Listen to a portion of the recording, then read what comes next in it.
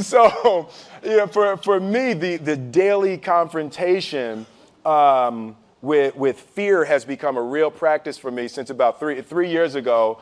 I went skydiving in Dubai, right? And skydiving is a really interesting confront with fear, right?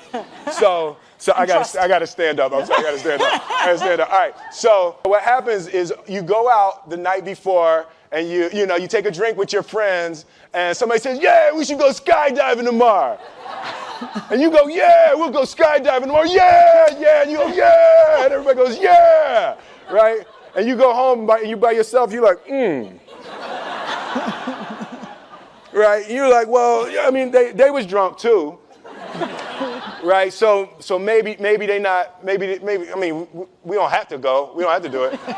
So then that night you're laying in your bed and you just keep, and you're terrified. You keep imagining over and over again jumping out of an airplane and you can't figure out why you would do that, right?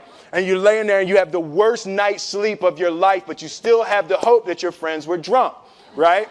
So you wake up the next day and you go, down and you say where you were going to meet and everybody's there. You're like, oh, shit. All right, cool, right? So you get in the van and you don't know that your friends had the same night that you had because they're pretending like they didn't. They're like, yeah, man, my uncle's a Navy SEAL and, this is going to be great. I've been looking forward to this. And you're like, oh, my God. And your stomach is terrible. You can't eat and everything, but you don't want to be the only punk who doesn't jump out of this airplane. So you get there, and then you have the safety brief. And you're standing there, and the guys will tell you, well, if the chute doesn't open, what's going to happen is well, why the hell, what could happen? That the chute wouldn't open, right? So you do a thing, and what you do is your first jump, you're attached to a guy who is going, he's going to walk you out. So you go, and you get there, and there's an airplane, and nobody's stopping. Everybody's still going. So you get onto the airplane, and you're sitting there, and it's extra because you're sitting on some dude's lap, some stranger. You're sitting on his lap, and it's like, you're trying to make small talk. Yeah, man. So you be jumping with people all the time, huh? Right? So, and then you just want to make sure, you got kids, right? You got people you need to see, right? You just want to make sure he's serious, right? So you get in there, so everything's normal. So you fly and you go up to 14,000 feet, and you notice there's a light. It's red, and it's yellow and green, right? So right now the light's red. So then you start thinking at some point the light's going to go green, but you don't know what's going to happen, right? And you wait, and it goes yellow, and the light goes green, and somebody opens the door, and in that moment you realize you've never been in a freaking airplane with the door open. Right? So terror, right? So you go, and then if you were smart, you sat in the back so you don't go first, right? And then people start going out of the airplane.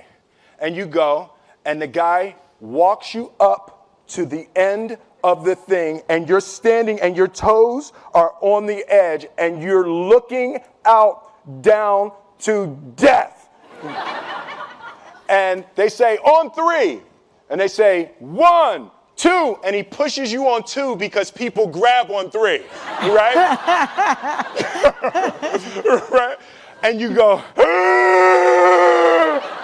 and you fall out of the airplane, and in 1 second, you realize that it's the most blissful experience of your life. You're flying, right? It doesn't feel like falling, right? It's like you actually are kind of held a little bit by the wind, and then you start falling, and there's zero fear. You realize that the point of maximum danger is the point of minimum fear.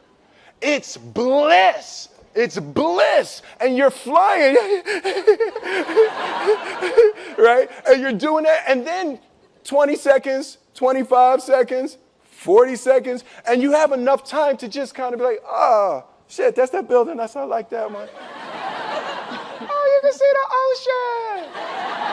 Right? You start doing all of that, and the lesson for me was, why were you scared in your bed the night before?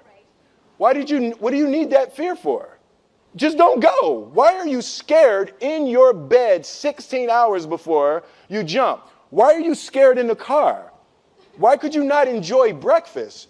What did you need that? The fear is fear of what? You're nowhere even near the airplane. Everything up to the stepping out, there's actually no reason to be scared. It only just ruins your day. You don't have to jump. And then in that moment, all of a sudden, where you should be terrified is the most blissful experience of your life. And God placed the best things in life on the other side of terror. On the other side of your maximum fear are all of the best things in life. You know? Mm-hmm. So that was sorry. So that was, no, it's good. That was my experience with skydiving and fear. All right.